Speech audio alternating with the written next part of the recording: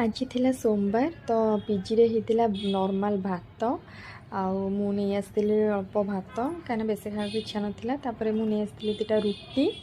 रुटी भी सब रुटी हुए कि से रुटी गुड़ा फुली न था बिल्कुल तापर थिला सांबर डेली से सांबर भी हुए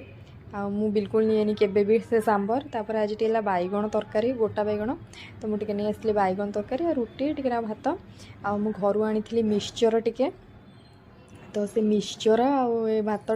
तरकारी लगे खाई देती खाई सारी आम पलैलु टे छात उपरकू तो पूरा भ्यू किसी एमती थिला माने एठिर वेदरटा बहुत भल ना नॉर्मली गरम ना बेसी ठंडा पूरा भल पूरा मस्त पवन छात उपर दिए से संध्या टाइम रे